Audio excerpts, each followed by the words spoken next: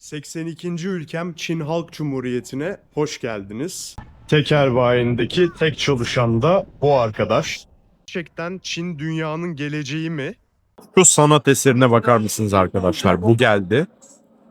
Dayanamadım, bir parça aldım. İnanılmaz güzel. Arkadaşlar X-Ray sarhoşu oldum. Yani bugün 7-8 defa X-Ray'den geçince. İnanılmaz büyük bir müze.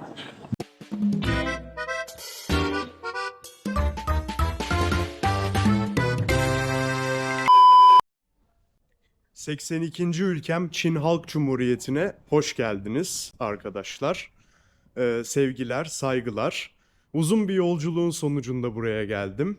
İlk olarak Berlin'den Frankfurt'a bir 5 saatlik tren yolculuğu. Sonra Frankfurt'tan Moğolistan'ın başkenti Ulanbator'a yaklaşık 7,5 saatlik bir uçak yolculuğundan sonra oradan da Pekin'e 2 saatlik bir uçak yolculuğu ve toplam 2 saat uyumuşumdur ya da uyumamışımdır. Yolda gördüklerim beni o kadar çok heyecanlandırdı ki hemen dışarı çıkmak istedim. Herhangi bir hazırlık yapmadan da kendimi sokağa attım. Şimdi Çin dünyanın geleceği deniyor. Bu video serisinde gerçekten Çin dünyanın geleceği mi? Bu soruyu sormak ve bunu da bol bol cevaplandırmak istiyorum. Mümkün olduğu kadar. Bakalım nasıl olacak? Bundan 3 sene önce Suriye'ye gitmiştim bir turla. Ve İngilizce öğretmeni, İngiliz bir oda arkadaşım vardı. Yaklaşık olarak 3 sene Çin'de kalmış. Çin'e gitmeyi düşünüyorum. İlk sefer için ne kadar gerekir diye sordum. Ne kadar zaman geçireyim orada diye sordum. Bana 2 sene dedi. Ben de 2 haftayla başlamaya karar verdim. 2 hafta, 5 şehir. Böyle rahat bir giriş, kısa bir giriş yapmak istedim. Bakalım neler göreceğiz. Yaklaşık 15 senedir yollarda olan, 30'lu yaşlarının başında olan bir gezgin olarak geriye dönüp baktığımda en büyük pişmanlıklarımdan biri YouTube'a geç girmiş olmak. Seyahatlerime devam edebilmem, gidilmeyen yerlere gidip görülmeyen şeyleri görebilmem ve bunları sizlerle paylaşabilmem için beğeni butonundan videoyu beğenmeniz, kanalıma abone olmanız ve ülke hakkında merak ettiklerinizi yorumla sormanız benim için çok önemli. Gerçekten ülke hakkında ne kadar şey biliyorsam sizlerle paylaşmak istiyorum. Tiananmen Meydanı'na yakın bir otelde kalıyorum. Bu yüzden ilk gün Tiananmen Meydanı ve Ulusal Müzeyi gezmek üzere yola çıktım heyecanlı bir şekilde. Burası dünyanın en büyük meydanlarından bir tanesi bir defa. Diğer bir çok büyük meydanla İsfahan'da karşı karşıya kalmıştım. Nakşicihan Meydanı. Burası da yaklaşık olarak 440 bin metrekarelik. Ve ülkenin tarihi içinde çok büyük önem arz ediyor. 1 Ekim 1949'da Mao Zedong büyük zaferin ardından önce Japonlara İkinci Dünya Savaşı'nda, daha sonradan İç Savaş'ta Çin Komünist Partisi'nin zaferinden sonra Çin Halk Cumhuriyeti'ni açıklarken bu meydandaydı. Ve tabii ki karşısında 500 bin dinleyici vardı, 500 bin kişi vardı. Yani bu ülkenin temelleri bu meydanda atıldı. Ayrıca şu anda ülkenin meclisi bu meydanda. O konuşmayı yaparak ülkeyi ilan eden Mao Zedong'un anıt mezarı bu meydanda. İki müzenin birleşmesiyle 2003'te kurulan Ulusal Müze yine bu meydanda. Şehitler Anıtı yine bu meydanda. Devrim Şehitleri Anıtı. Her anlamda çok büyük bir anlamı olan bir yere gidiyoruz. Umarım sizler de bu meydanı beğenirsiniz. Şunu da söylemek gerekiyor. Çin'de her şey kontrol altında. Yani öncelikli olarak rezervasyon yaptırmanız gerekiyor. pasaport numaranızla. Bunun için WeChat adı verilen bir uygulama var. Bu aslında WhatsApp gibi görünse de, chat fonksiyonu olsa da aynı zamanda rezervasyon, bilet, taksi çağırma gibi çeşitli fonksiyonları var bunun. Eğer daha önceden bir müzeye girecekseniz, önemli bir meydana ulaşım sağlayacaksanız kesinlikle rezervasyon yaptırmanız gerekiyor. Şimdi arkamda giriş kapısı var. Biz de rezervasyonumuzu yaptırdık ve şimdi meydana giriş yapıyoruz. Bakın buraya bir tekel yapmışlar. Tekel bayindeki tek çalışan da bu arkadaş. Ekrandan siparişinizi veriyorsunuz, size getiriyor. Çin gerçekten de farklı bir dünya. Bunu her adımınızda çok net bir şekilde anlıyorsunuz. Bir hediyelik eşya dükkanına geldim. Direkt olarak Tiananmen Meydanı'nın girişinde. Çok güzel şeyler satıyorlar. Magnetlere özellikle bayıldım. Böyle kartpostallar. Üzerinde de spesifik olarak şehir hatlarına ilişkin magnetleri var.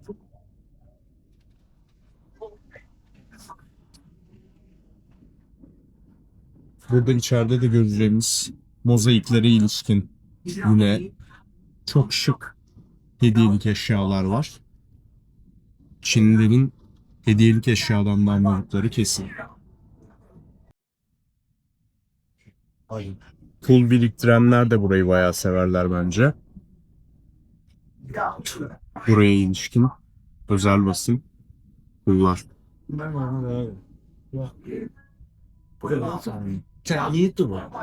Bayağı beğendim.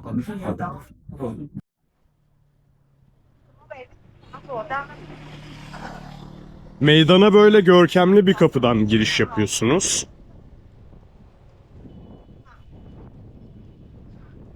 Yine meydanda bir kapıdan alıyor ismini. Tiananmen'den. Ve Tiananmen'de cennetin barış kapısı demek. Yani daha doğrusu Tiananmen cennetin barış kapısı anlamına geliyor. Buradan alıyor ismini. Şu anda dünyada güç olarak kabul edebileceğimiz hemen hemen bütün ülkeler aktif çatışmayla, savaşla meşgul. Rusya, Ukrayna ile meşgul. Avrupa Birliği yine yoğun olarak Ukrayna Savaşı ile meşgul. Ve İsrail-Filistin mevzusuyla. Amerika Birleşik Devletleri zaten başka bir ruh hali içerisinde Donald Trump yönetiminde. Fakat Çin'in uzun zamandır sesi çıkmıyor. Sessiz bir biçimde ekonomisini geliştiriyor. İşte silahlanma konusunda neler yaptıkları, neler yapmadıkları pek belli değil. Afrika'daki seyahatlerimde şu dikkatimi çekmişti. Her yerde Çinliler vardı. Şehir kadar büyük fuarlar kurmuşlardı. İşte çok ücra köşede bir şehre gidiyorsunuz ya da bir ülkeye, küçük bir ülke Afrika'da. Çok modern otobanlar görüyorsunuz, tren yolları, trenler görüyorsunuz. İşte tramvay yolları görüyorsunuz, eğitimli insanlar görüyorsunuz oralı. Hepsini Çinliler yapmışlar. İnsanları Çin'e getirmişler, onlara eğitim vermişler. Ülkelerin altyapısını kurmuşlar. Tabi bu da karşılıksız değil. Oradan uygun fiyata ham madde ithal etmişler vesaire. Bu yüzden Çin büyük bir avantaja sahip diyebiliriz gelecek dönemde. En azından öyle görünüyor. Çünkü kendisi dışında bir meşguliyeti yokmuş gibi görünüyor Çin. Bunu biraz daha yakından gözlemleyebilecek miyiz? Bunu merak ediyorum. Bu 2 haftalık seyahatimde de bunu olabildiği kadar göstermek istiyorum size. Ben de çok merak ediyorum. Çevrede pek turist görmüyorum. Herhalde havalar soğuk olduğundan Çok da yüksek mevsim değil anladığım kadarıyla. Bu iyi bir şey. Kalabalık dönemlerde seyahat etmeyi pek sevmiyorum. Şimdi Pekin tren garının önünden geçiyorum. Onu da size göstermek istiyorum. Tam olarak Alman mimarisinde yapılmış.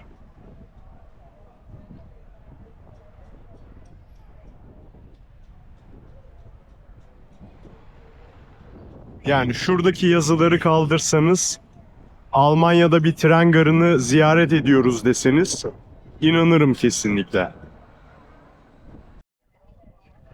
Birazcık müzelerden bahsedelim istiyorum. Müzeler burada genel olarak ücretsiz. Ama önceden rezervasyon yaptırmanız gerekiyor ve Çin numarası gerekiyor. Ve müzeler ücretsiz olduğu için de çok önceden tükenebiliyor. Arkamda gördüğünüz eskiden tren garı olan, şimdi müze olarak kullanılan binaya giriş yapmak için de önceden yine rezervasyon gerekiyordu ve maalesef biletler önceden tükenmiş. Ben de daha çok görmek istediğim ulusal müzeden yana kullandım tercihimi. Eğer yasak şehri saymazsak 3 tane müzeyi ziyaret edeceğim. Birincisi bugün ziyaret edeceğim Ulusal Müze. İkincisi yarın ziyaret edeceğim Çin Sanat Müzesi. Üçüncü ve son müzede Çin Komünist Parti Müzesi. Yeni açılmış bir müze. 2008 Olimpiyat Köyü'nün yakınında. Herkes de çok övüyor. Ben de orayı iple çekiyorum. Açık konuşmak gerekirse çok özel parçaların olduğunu söylediler. Bakalım neler göreceğiz orada. Ülkeyle alakalı ilk gözlemlerimi söyleyeyim. Gerçekten çok organize her şey. Trenler zamanında kalkıyor. İşte her şeyin bir kuralı var, her şeyin bir kontrolü var. Tabii ki tek elden yürütüldüğü için ülke. Yani aslında Almanlara ya da Avrupa Birliği'ndeki bazı ülkelerin halklarına atfedilen disiplin, düzen kavramları daha çok Çinlilere uyuyor diyebilirim. Bu benim ilk gözlemim. Çünkü herhangi bir şekilde bir özelleştirme yok. Direkt olarak devlet yönetiyor her şeyi.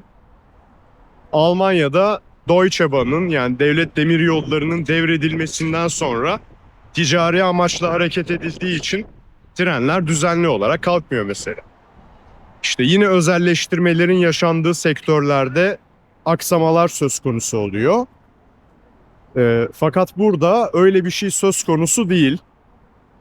Burada okuyan bir arkadaşım Çinliler siyasetle uğraşmıyor. Onu tamamen devlete devretmişler ya da devretmek durumundalar tabii ki. Onun için farklı farklı kategorilerde çok büyük başarılar elde edebiliyorlar. İşte bilimde olsun, sanatta olsun, sporda olsun diyor. O konuda kafaları rahatmış. Yani ülkemizde şöyle bir geyik vardır ya, biz bunları bilmek zorunda mıyız? Biz bu kadar siyasetle ilgilenmek zorunda mıyız? Bu iyi bir şey midir, kötü bir şey midir bilmiyorum ama Çin'deki insanlar siyasetle pek ilgilenmiyorlar. Onların yerine siyasetle ilgilenen birileri var çünkü. Yalnız burada da bir yerden bir yere gitmek harbi mesele yani. Sürekli olarak güvenlik kontrolünden geçiyorsunuz. Meydana girecekseniz girilecek yer belli, çıkılacak yer belli. Girilecek yer belli, çıkılacak yer belli diyorum da ikisi arasında 2 kilometre fark var. Yani bir 45 dakikanız kafadan gidiyor. Mesela bir saattir meydana giriş yapacağım. Sürekli bir yere yönlendiriyorlar. Öyle bir durumla karşı karşıyayım. Meydanı çok merak ediyorum. Bu kadar gecikince daha da merak etmeye başladım. Hala sıradayım. Herkes akın akın meydana gelmiş. Şimdi birkaç tane daha hatırlatma yapayım Çin'e gelecek olanlara. WeChat'in fonksiyonundan bahsetmiştim. Ne kadar önemli olduğundan bahsetmiştim. Burada Visa, Mastercard, American Express gibi kartlar direkt olarak geçmiyor. Fakat bu kartlarınızı WeChat'e veya Alipay adı verilen bir uygulamaya bağlıyorsunuz. QR kodla ödeme yapıyorsunuz. Gayet pratik. Ben Alipay'de yükledim, WeChat'te yükledim. O şekilde ödemelerimi yapıyorum. Metro biletleri de dahil olmak üzere bütün restoranlar, hatta sokak satıcılarında bile Alipay veya işte WeChat geçiyor. Ayrıca işte WhatsApp'tır, Instagram'dır vesaire, hani Google hizmetlerinden faydalanabilmeye devam etmek için VPN yüklemeniz gerekiyor. Çünkü normal şartlarda hiçbirisi kullanılmıyor burada, yasak. Fakat VPN'le bunu aşabiliyorsunuz. Herhangi bir VPN yükleyip, tabii ki Çin'de geçip geçmediğini de araştırın. Çünkü bazı VPN'lerde problem çıkıyormuş. Şimdi ben isim vermek istemiyorum. Çin'de arkadaşınız varsa sorabilirsiniz ya da yapay zekayı sorabilirsiniz. Onun haricinde tabii Google Maps de geçmiyor burada. Yani normalde ben Google Maps'i kullanıyorum. Yerimi, yönümü bulmak için. VPN kullanıp açsanız bile toplu taşımaları hiçbir şekilde göstermiyor mesela. O yüzden Gaode App adı verilen bir program var. Bunun İngilizce versiyonu da var. Onu yüklediğiniz zaman kolayca yolunuzu bulabiliyorsunuz, halledebiliyorsunuz. Hatta Avrupa'da geçse Gaode app'i ben Avrupa'da da kullanırım. O kadar sevdim, o kadar güzel bir uygulama. Bir alan seçiyorsunuz, o alanda gezilecek yerleri otomatik olarak tarayıp size gösteriyor. Böyle güzel uygulamaları var. Bunları da aktarmak istedim. Çünkü seyahat ederken gerçekten internet günümüzde çok önemli. Yolda kalmayın herhangi bir şekilde diye bunları yükleyerek gelmeniz şart. Tabii geldiğinizde Çin numarası almanızı da tavsiye ederim. Çünkü bazı müzelere rezervasyon yaptırmak için Çin numarası gerekiyor. Tabii ki çeşitli platformlardan sizin adınıza rezervasyon yapabilecek şirketler var. Ama bedavayken neden para veresiniz? Rezervasyon parası olarak 3-5 euro istiyorlar. Neden onu veresiniz? Onunla daha farklı şeyler yapabilirsiniz diye düşünüyorum.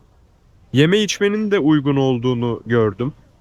Özellikle Japonya'da da olan 7-Eleven, Lawson gibi e, dükkanlar var burada da. Bir sandviç alıyorsunuz. 1 dolar, 1 euro civarında oluyor.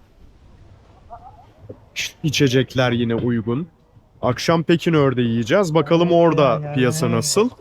Onu göreceğiz bakalım. Şimdilik bu kadar.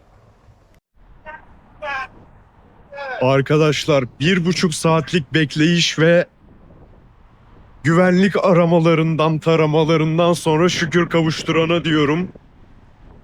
Tiananmen Meydanı'ndayız. Müze için çok az bir vaktim kaldı. O yüzden koştur koştur ilerliyorum. Müzeye giderken de biraz bilgi vereyim. Pekin müzeleriyle ünlü bir şehir. Burada binlerce müze var. Yüzlerce değil. Sadece bu Tiananmen Meydanı çevresinde yüzlerce müze olabilir. Yoldan geçerken Demiryolu Müzesi gördüm. Pekin Polis Müzesi'ni gördüm. Numizmatik Müzesi'ni gördüm. İrili ufaklı bir sürü müze var. Meydana geldik. Cennetin Barış Kapısı'ndan aldığını söylemiştik ismini. Neler var burada? Güneyde Önder Mao Zedong'un anıt kabri var. Tabii oraya girebilmek için çok erken gelmek gerekiyor. İnsanlar 6'dan 7'den itibaren kendi önderlerini, liderlerini görebilmek için sıraya giriyorlar. Müze var. Ulusal müze. Benim gezeceğim. Meclis var. Ee, Devrim şehitleri anıtı var. Orta tarafta. İrili ufaklı bir sürü yapı var. Göstermeye çalışacağım. Ama söz de veremiyorum çünkü müzeyi güzel gezmek istiyorum gerçekten. Müzede görüşmek üzere. Buraya kadar gelmişken göstereyim arkadaşlar. Böyle devasa bir alan. Şu anda gördüğünüz şehitler anıtı ve meclis. Böyle kuzey kısma kadar devam ediyor bu alan. Müzemiz de burada. Şimdi yaklaşıyoruz. Alanın büyüklüğü buradan daha net şekilde görülüyor. Meclisi görüyorsunuz burada. Güney tarafında Önder Mao'nun kabri var. Ve kuzey tarafta alanın sonu. Buradan Yasakşehir'e gidiliyor. Şu gördüğünüz binada Ulusal Müze. Şimdi burayı ayrıntılı şekilde gezmeye çalışacağız. Ne kadar mümkün olur bilmiyorum. Çünkü epey büyük bir müze. İçerideyken de bahsedeceğim zaten.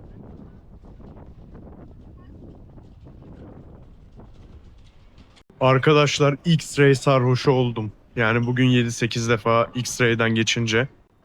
Şimdi sonunda müzeye gelebildim. Müze, dünyadaki tüm müzeler tek tek bina olarak değerlendirildiğinde tek bina halindeki en büyük müze. 1 milyon eser var içinde. 2003 yılında iki müzenin birleştirilmesiyle açıldığını söylemiştim. Bu iki müze Çin Devrim Müzesi ile Çin Tarih Müzesi. Kalabalık olduğu için çok da çekim yapamıyorum arkadaşlar ama inanılmaz büyük bir müze. 1 milyondan fazla eser var içerisinde. Bu da Shanxi bölgesinden getirilmiş olan askerler. Şu vazodaki ayrıntılara bakar mısınız? Ve bunların hepsi bronz çağından. 袋子打开之后，这里边主要 İnanılmaz. 它这个存钱罐储是储存的意思，贝指的就是钱贝壳，相当于你家那小猪的存钱罐，用来。组成一个小乐队，开一场室外巡回演唱会，是不是啊？可以开一场那个，这都是跟小闷顺一样，对对对，当时是像闷顺猫的嘛，这就是个摸屎的，那是这就是闷上是然后那个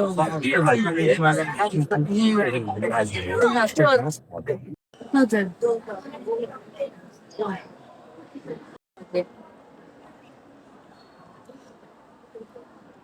屋顶上的装饰品，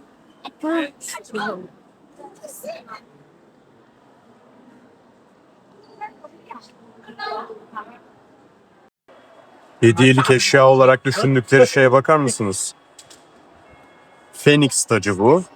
Müzenin en ünlü parçası. Zaten çekemedim onu. Yanına yaklaşamıyorsunuz. Sıra var. Burada da hediyelik eşya olarak bunu düşünmüşler. Böyle yapmışlar. Ayrıca şöyle küçük çekmeceli şekilde de var. Ayrıca Lego tutkunları da unutulmamış burada. Gördüğünüz gibi. Sosyalist anlayışın etkisini hissettirdiği pullar da yine burada satılıyor. 2026 yılı at yılıymış arkadaşlar.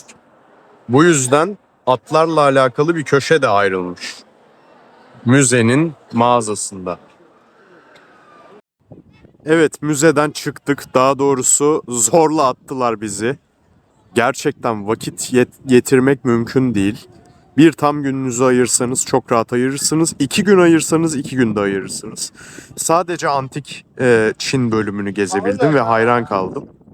Burası da meydanın kuzeyi artık. Burada Tiananmen Meydanı bitiyor. Ve Yasakşehir başlıyor. Çok kalabalık tabii ki burası. Buraya da yine rezervasyonla giriliyor. Birkaç gün sonra burada olacağız. Ben de çok büyük bir merakla bekliyorum gezeceğim günü. Meydandan ayrılmadan önce son defa bakalım. Burası gezdiğimiz ulusal müzeydi. Ortada devrim şehitleri anıtı. Arkasında Mao Zedong kabri ve sağ tarafta da meclisi görüyoruz. Burada gün batımı da pek keyifli oluyor anladığım kadarıyla. Çünkü insanlar özellikle gün batımını tercih ediyorlarmış. Biz de günü burada batırıyoruz bakalım.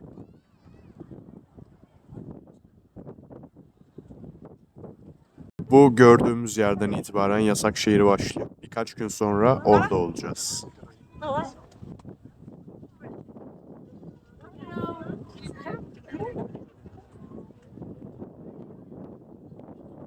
天安门广场城楼，东城县县境关灯。好。 Ben bu caddenin üzerinde kalıyorum. Gördüğünüz gibi epey hareketli bir cadde. Şimdi Pekin'in dünyaca ünlü yemeği olan Pekin ördeğini yemeye gidiyorum. Starbucks binası da enteresanmış doğrusu. Tabii burada turizm konusunda inanılmaz bir yatırım ağı başladığı için bütün tabelalar birbiriyle uyumlu. Burada Avrupa'daki Noel'leri aratmayacak bir hareketlilik var. Soğuğa rağmen insanlar sokağa dökülmüş durumda.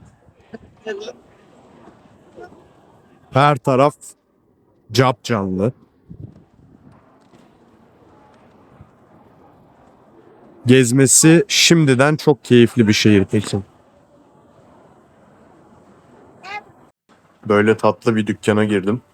Çok güzel figürler ve legolar satıyorlar. Ayrıca yine pul işine burası da girmiş.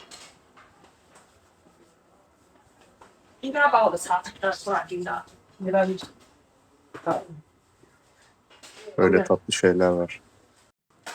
Burada da bir işçi figürü. Çok tatlı değil mi? Şekerlere bakar mısınız? Her biri sanat eseri gibi. Çok güzel yapmışlar. Bir dükkana da girelim. Dükkan da çok güzel. Rengarenk şekerler var. Yani Çin'de şöyle bir durum var arkadaşlar. Gördüğünüz her şeyi almak istiyorsunuz. Her şeyi denemek istiyorsunuz çünkü çok farklı.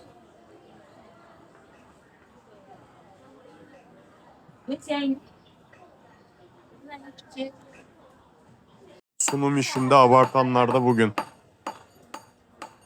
Ejderha koymuş. Ördeği yiyeceğimiz restorana geldik. Yani tabii buralar turistik. Ne kadar güzeldir bilmiyorum ama bunların icadı olduğu söyleniyor.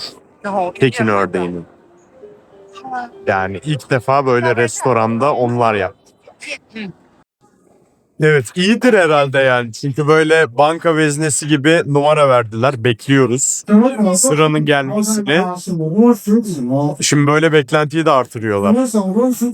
Şimdi ustamızın şovunu çekiyorum. Nasıl ince ince dilimliyorlar. Porsiyonu çıkarıyor bu şekilde. Sonra gönderiyor. Epey ince işçilik gerektiren bir sunumu var. Böyle. Ben birazcık yemek hakkında bilgi vereyim. 14. yüzyıla dayandığı söyleniyor Pekin ördeğinin. Ming Hanedanlığından beri yapılan bir yemek. Özel fırınlarda pişiyor. Sadece bunun için hazırlanan fırınlarda.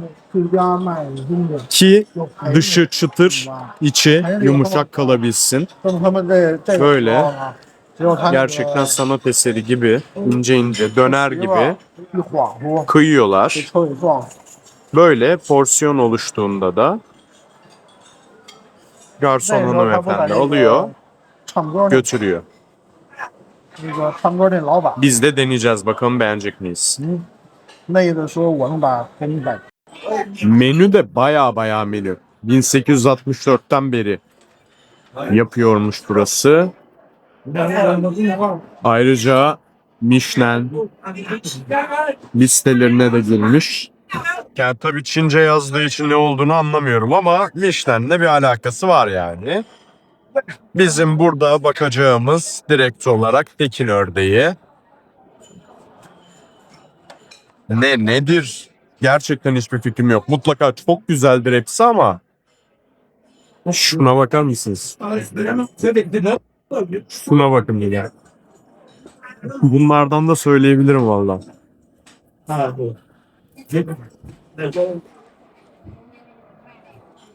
Ha zaten yazıyor mu? Pekin sinek tabağı diyor. Sunum işinde inanılmazlar ya. Şu işe bakar mısınız? Bakalım nasıl gelecek? Bu şekilde gelmezse kavga çıkarım valla. Fiyatı da bu arada epey fazla. 288 ne kadar ediyor? Bakalım hemen. Ya bildiğimiz 34 euro falan ediyor ama artık geldik yiyeceğiz bakalım.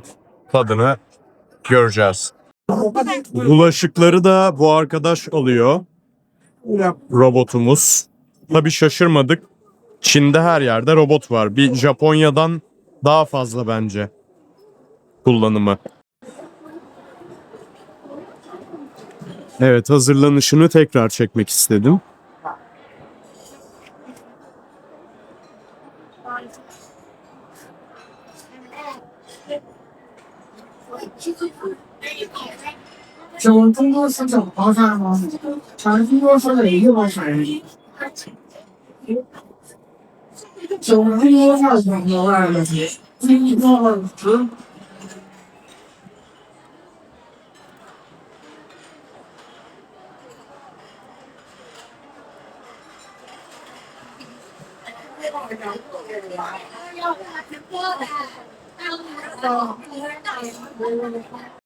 Bu arada ben yanlış görmüşüm arkadaşlar. 35 değil 15 euroymuş. Az kalsın tam ördek söyleyecektik, ziyan edecektik. İyi oldu. Onun yerine, onun yanında da böyle ilginç ördek şeklinde böyle atıştırmalıklar vardı ya. Onlardan söyledim. Onları da çok merak ediyorum. Bakalım gelsin. Bu arada dikkatimi çeken bir şey daha paylaşayım. Getirdikleri su, yani yemekten önce içilen su sıcak. Baya sıcak su getiriyorlar yanında. Önden getirdiklerini de göstereyim. Salatalık, sarımsak, yanındaki tuz zannettim. Bu şeker arkadaşlar. Fasulye turşusu getirmişler. Ondan sonra tabii ki soya sosu. Merakla bekliyoruz ördeğin gelmesini. Bayağı uzun sürdü. Şunlardan söyledim dediğim gibi. Garsonla tabii ki iletişim kurmak çok mümkün değil. Bunları iyi dedi, getireyim mi dedi. Getir dedim ben de. Bakalım yiyelim neymiş. Ben de merak ediyorum. Tatlı mı, tuzlu mu, içinde ne var? Hiçbir fikrim yok. Önden deriyi getirdiler. Şekeri gösterdiler. Şekerle ye dediler. Ben de onu yapacağım. Bakalım nasıl olacak. Merak ediyorum. Şimdi şekeri serpelim.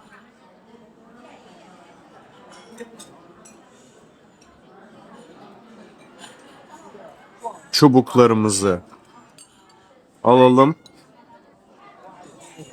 Evet.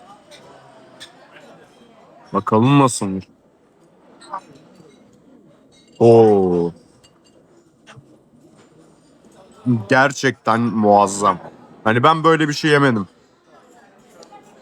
Böyle fırından çıkmış yeni bir katmerin üzerine şeker atmak gibi. Şimdi tabii yeme raconunu da bilmiyoruz. Bu kadar ince, neredeyse gazete kağıdının okunabileceği kadar ince lavaşlar getirdiler. O lavaşlarla yeniyormuş ördek. Ama önce bir şunlara bakacağım. Bakalım nasılmış. Arkadaşlar bunu da denedim. İçinde köri var. Şimdi ben size göstermeden bir ısırıp içini göstereyim. Bakın şöyle görebilirsiniz. Çok güzel ya. Böyle körili börek gibi bir şey yani. Bayağı güzel gitti. Şu sanat eserine bakar mısınız arkadaşlar? Bu geldi. Dayanamadım, bir parça aldım. İnanılmaz güzel. Soslu da, sossuz da. Bu nedir bilmiyorum. Sakatatı gibi herhalde. Ondan da birer parça vermişler. Ama bu inanılmaz bir şey. Mutlaka yemeniz gerekiyor. Mutlaka. Şöyle bir zoom da yapalım. Abi sağ olsun gösteriyor nasıl yeneceğini. Şimdi lavaşlardan koydu oraya. Lavaşlardan koydu, onları iyice yerleştiriyor. Sonra bu parçalardan bir tane alıyor, soyaya batırıyor. Oraya koydu o. Oh oh oh. Tamam, bir tane daha aldı. Yine soyaya batırdı. Onu da iyice yediriyor. İçine de nevaleyi de koyacak galiba. Sonra dürüm. Mis ya. Bayağı iyi oldu. Bunun raconunu da böyle bu şekilde göstermiş olduk arkadaşlar. Eğer şey yaparsanız, gelirseniz siz de eğer garson abi yardımcı olmazsa yersiniz. Thank you very much. Okay. Bir taco gibi bir şey oldu. Çok güzel. Sonunda çorba da getirdiler arkadaşlar ama ben mide fesadı geçirmek istemiyorum. Zaten şunları da bitiremedim ama ördek efsaneydi gerçekten. Hepinize tavsiye ediyorum. Yorgunluktan pilim bitmek üzere ama bu sokak pazarını da göstermek istedim. Çok fazla şey var. Bakın. Böyle karışımlar var. Bu bayağı enteresan bir şeye benziyor. Böyle elmalı, tarçınlı bir şey herhalde bu.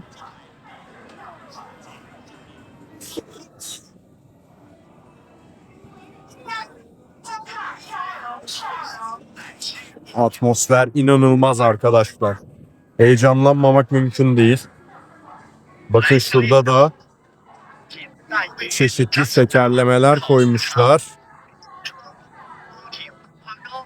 Yani burada bütün kilolarını geri alır insan yani.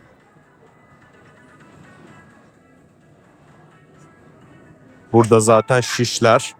Genelde Müslüman Çin mutfağından, Xi'an tarafından bildiğimiz, ettiğimiz şişler.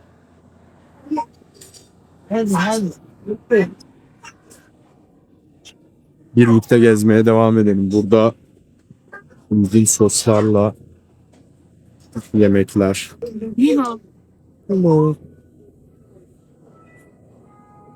Güzel de görünüyor ama nedir hiç bilmiyorum tabii ki. Yine karşıda bir börekçi var. Böreklerden fena bilmiyorum. Hello. Thank you.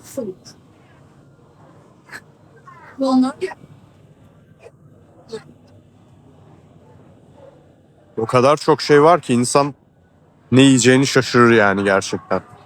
Bakın burada büyük ihtimalle Uygur restoranı. Abilerimiz. Şurada rengarenk kekler. Of of of. Yani yeni yedim. Ona rağmen beni baştan çıkarmaya yaklaştılar yani. Bir bakalım, şurada dondurulmuş meyveler var. Bu da çok popüler ya şeyde, Çin'de. İnanılmaz güzel görünüyor.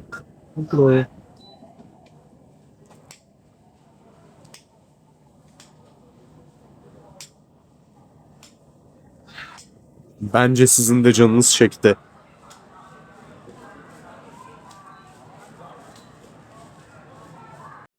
Burada da yine karbonhidrat bombaları. Burada replikalarını koymuşlar galiba. Mozzarellalı çeşitli şeyler.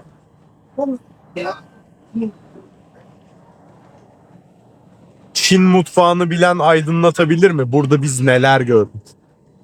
Yani benim bunları bilmeme imkan yok çünkü. Mesela şu karışım ne? Biri yazsın, biri aydınlatsın bizi. Boza'ya çok benziyor şu ortadakiler mesela.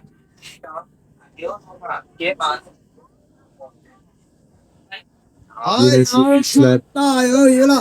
正宗的牛街羊肉串、牛肉串，铁板大油，果仁大饼。 Herhalde bu seyahatte bol bol gece pazarı gezeceğiz. Fenerlerle de bir güzel ışıklandırmışlar, bir güzel süslemişler. Buraya yakın çekimle bitirelim. Yoksa ben gerçekten yoldan çıkıp bir şeyler yemeye başlayacağım yine.